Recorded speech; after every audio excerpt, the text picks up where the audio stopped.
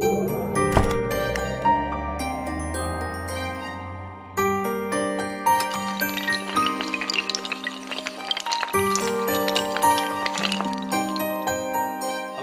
My name is Shekhar and welcome to the channel. आइए दोस्तों, आज देख लेते हैं क्लासिफिकेशन का। आज हमारा चौथा क्लास है। तो इसमें अब तक हम क्या सीख चुके हैं, पहले उसके बारे में हम लोग थोड़ा सा डिस्कस कर लेते हैं। तो देखो यहाँ जैसे ये सब चीज़ें तो मैं आपको समझा चुका हूँ पिछली वीडियो में। जो लोग इसको नहीं अटेंड किए हैं तो प्लीज़ इसको पहले अटेंड करें, देन उसके बाद इसको आप अटेंड करेंगे।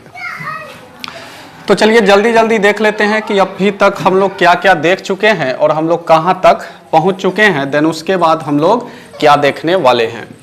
तो नंबर आपको हमने बता ही दिया है, ये है आपका रियल नंबर और ये आपका काल्पनिक संख्या, इमेजिनरी नंबर। ठीक है, जो नंबर का पार्ट होता नहीं है इसके बारे में मैं बता चुका हूँ। रियल नंबर को हमने दो भागों में बांट दिया, तो एक इरेशनल और दूसरा रेशनल। एक अपरिमेय संख्या, दूसरा परिमेय संख्या। उसके बाद हमने रेशनल नंबर को दो भागों में बांट दिया, तो एक आपका हो गया फ्रैक्शन और दूसरा हो गया आपका इंटीजर्स यानी पूर्णांक, और ये फ्रैक्शन यानी भिन्न।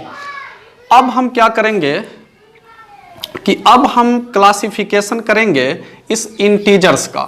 तो इंटीजर्स को फिर हमने दो भागों में बांट दिया। इंटीजर्स को हम मुख्य रूप से दो ग्रुपों में बांट सकते हैं। पहला ग्रुप जो होगा, जैसे इंटीजर के बारे में मैंने आपको क्या बताया था कि इंटीजर्स मतलब होते हैं पूर्णांक, एक कंप्लीट संख्या, कोई टूटा फूटा संख्या नहीं, डेसिमल वाला नहीं, फ्रैक्शन वाला नहीं, एक कंप्लीट संख्या को हम पूर्णांक कहते हैं। जैसे काउंटिंग का संख्या आपका 1 2 3 4 हो गया, 0 हो गया। अगर ये काउंटिंग वाले संख्या अगर माइनस में भी रहे, मतलब निगेटिव रहे, माइनस का चिन्ह लगा हुआ रहे, निगेटिव साइन लगा हुआ रहे, जैसे -1 -2 -3 और इस तरह से आगे चलता जाए, तो ये कंप्लीट नंबर जो होते हैं, चाहे वो पॉजिटिव हो, चाहे वो निगेटिव हो, चाहे वो जीरो हो। ठीक है, जीरो क्या होता है कि न तो निगेटिव होता है न ही पॉजिटिव होता है, वो एक न्यूट्रल जो है इंटीजर है। ठीक है भाइयों, तो ये सारे के सारे हमारे हो जाते हैं इंटीजर्स हो जाते हैं। इंटीजर्स में ये सभी निगेटिव, पॉजिटिव और जीरो आ जाते हैं। ध्यान यही रखना है कि इंटीजर्स हमेशा कंप्लीट नंबर होता है। फ्रैक्शन वाला जो नंबर है उसको हम इंटीजर नहीं बोलेंगे, डेसिमल वाले नंबर को इंटीजर नहीं बोलेंगे, बाकी उसको छोड़ करके जो भी आपके रेशनल के पार्ट में बच जाते हैं उसे हम इंटीजर बोलेंगे। अब आज हमको देखना है दोस्तों कि इंटीजर को हम लोग किस तरह से क्लासिफाइड कर सकते हैं। तो इंटीजर्स को भी हम क्या करेंगे कि दो ग्रुपों में भैया बांट सकते हैं। पहला ग्रुप जो हो जाएगा वो निगेटिव इंटीजर्स का हो जाएगा। पहला ग्रुप हो जाएगा निगेटिव इंटीजर्स। मैंने आपको बताया है कि इंटीजर्स के अंदर जो है निगेटिव, पॉजिटिव और जीरो ये सभी आते हैं। तो इंटीजर्स के ग्रुप से जितने भी निगेटिव इंटीजर्स हैं, जैसे कि -1, ये देखिए -1 -2 -3, और इस तरह से आप पीछे इस तरह से बाईं तरफ बढ़ते चले जाएंगे माइनस अनंत तक। तो ये जितने भी माइनस वाले इंटीजर्स हैं तो कंप्लीट नंबर, लेकिन बस ये क्या है, निगेटिव है, निगेटिव साइन इनमें लगा हुआ है। तो माइनस वाले जितने भी इंटीजर्स हो गए उसी को हम निगेटिव इंटीजर्स बोलते हैं। निगेटिव इंटीजर्स हिंदी में बोले तो ऋणात्मक पूर्णांक बोलते हैं भैया इसको, ऋणात्मक पूर्णांक। अब दूसरा जो ग्रुप होगा इंटीजर्स का, कि इंटीजर्स के ग्रुप से निगेटिव इंटीजर जो होते हैं, ऋणात्मक पूर्णांक जो होते हैं, उसको अगर आप अलग कर दें तो बाकी जो भी बच जाएंगे, देखिए क्या बच जाएंगे, 0 1 2 3 4 और इस तरह से आगे आप प्लस में अनंत तक चले जाओ।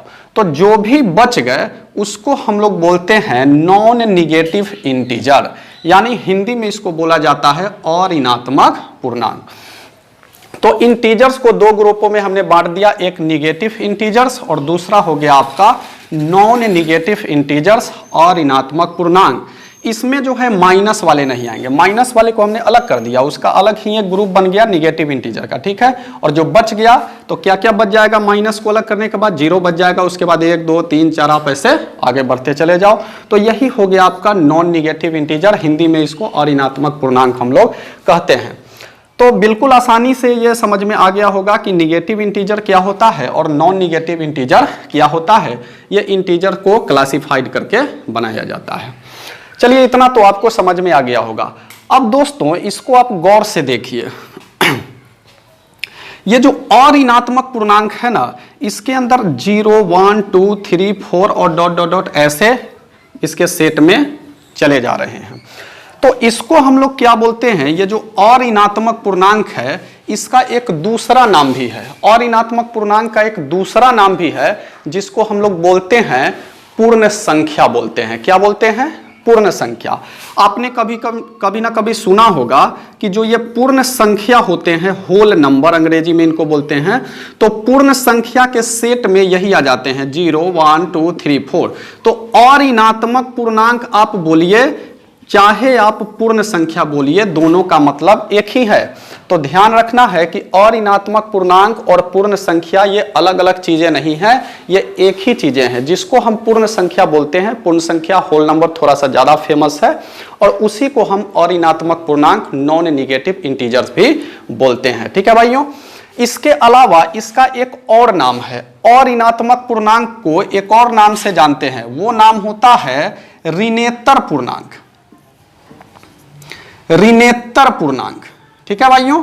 तो ऋणेतर पूर्णांक के नाम से भी इसको हम जानते हैं, ऋणेतर पूर्णांक, नॉन निगेटिव इंटीजर यानी ऋणेतर पूर्णांक। ऋणेतर पूर्णांक का मतलब होता है कि ऐसे पूर्णांक जो निगेटिव नहीं हो, ऐसे पूर्णांक जो निगेटिव नहीं हो। ठीक है भाइयों। तो इसमें देखिए जो ऐसे पूर्णांक इसमें है कोई भी निगेटिव नहीं है, निगेटिव वाला को हमने अलग किया हुआ है। तो ये नॉन निगेटिव इंटीजर जो होते हैं, अऋणात्मक पूर्णांक जो होते हैं, इसके 3 नाम हो गए। इसको आप अऋणात्मक पूर्णांक बोल सकते हो हिंदी में, पूर्ण संख्या भी इसी को बोलोगे, समझोगे। और ऋणेतर पूर्णांक की कभी बात की जाए तो वो भी यही होगा, 0 से लेके आप शुरू करें 1 2 3 4 बढ़ते जाएं अनंत तक। तो चलिए ये तो आपको कंप्लीट हो गया होगा कि निगेटिव इंटीजर्स क्या होता है और नॉन निगेटिव इंटीजर क्या होता है। अब भैया इसके बाद जो लास्ट क्लासिफिकेशन होगा ये यहीं पे खत्म हो जाएगा, इसके बाद इसका क्लासिफिकेशन नहीं होता है। अब हम ये जो अऋणात्मक पूर्णांक है इसको हम 2 ग्रुपों में बांटते हैं। इसको फिर हम अगेन 2 ग्रुपों में बांट देते हैं। पहला जो ग्रुप होता है, ये जो 0 है, 0 को हम निकाल देते हैं, 0। पहला ग्रुप जो होता है आपका 0 होता है, 0। और जो दूसरा ग्रुप होता है भाइयों वो होता है आपका प्राकृत संख्या। प्राकृत संख्या जिसको अंग्रेजी में आप नेचुरल नंबर बोलते हो, जिसको अंग्रेजी में प्राकृत संख्या को आप नेचुरल नंबर बोलते हो। काफी फेमस है ये नेचुरल नंबर। और नेचुरल नंबर जो होता है इसी का एक दूसरा नाम है, इसी का एक दूसरा नाम है जिसको हम बोलते हैं धनात्मक पूर्णांक। धनात्मक पूर्णांक। ठीक है। तो यह चीज भी आपको जानना जरूरी है कि प्राकृत संख्या जिसको आप बोलते हैं उसी को हम धनात्मक पूर्णांक बोलते हैं। अंग्रेजी में उसको हम लोग पॉजिटिव इंटीजर बोलते हैं भाइयों। पॉजिटिव इंटीजर यानी धनात्मक पूर्णांक, और वही पॉजिटिव इंटीजर को हम नेचुरल नंबर के नाम से भी जानते हैं। तो जो हमारा धनात्मक पूर्णांक होता है वही हमारा नेचुरल नंबर भी होता है। आइए इसके सेट में क्या क्या आ जाएंगे। तो देखो भाई, ये जो पूरा नॉन निगेटिव इंटीजर था इससे हमने 0 को केवल अलग कर दिया है। 0 के ग्रुप में केवल 0 ही आएगा, दूसरा कुछ नहीं आएगा।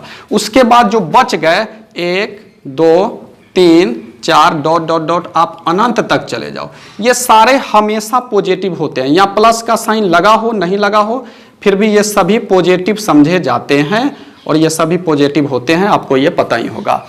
तो अगर हम अऋणात्मक पूर्णांक को 2 ग्रुपों में बांट दें, एक 0 में और दूसरा प्राकृत संख्या यानी धनात्मक पूर्णांक के ग्रुप में, तो इस तरह से यहां से हमें पता चलता है कि अऋणात्मक पूर्णांक 2 तरह के होते हैं, एक 0 और दूसरा जो होता है वो प्राकृत संख्या यानी धनात्मक पूर्णांक, पॉजिटिव इंटीजर या फिर नेचुरल नंबर आप इसी को कहते हैं। देखिए 1 2 3 4 डॉट डॉट डॉट ये काउंटिंग के नंबर है, इसीलिए तो हम बोलते हैं कि काउंटिंग की संख्या को, जिन संख्याओं से हम गिनती करते हैं उसी को हम प्राकृत संख्या बोलते हैं, समझते हैं, यही हमारा नेचुरल नंबर होता है, यही हमारा पॉजिटिव इंटीजर होता है, यही हमारा धनात्मक संख्या होता है।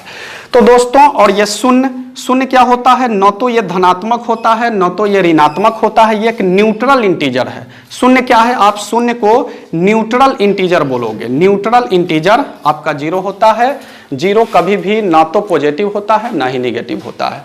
तो दोस्तों, आज ये आपका क्लासिफिकेशन जो है आपका कंप्लीट हो चुका है, लेकिन इसके बाद और भी कुछ संख्याएं हैं, और भी कुछ संख्याएं हैं जिनके बारे में मैंने आपको नहीं बताया है। लेकिन भाइयों, वो संख्या क्लासिफिकेशन में नहीं आता है। वो उस संख्या का जो होता है कुछ एक्स्ट्रा नियम है। वो क्लासिफिकेशन के नंबर नहीं होते हैं, वो प्रॉपर्टीज के नंबर होते हैं। मतलब संख्याओं की कुछ खास विशेषताओं और गुणों के आधार पे उनको कोई नाम दिया गया है, जिसके बारे में अगली वीडियो में चर्चा होगी। तो मिलते हैं दोस्तों अगली वीडियो में। तब तक के लिए bye bye, take care, love you all.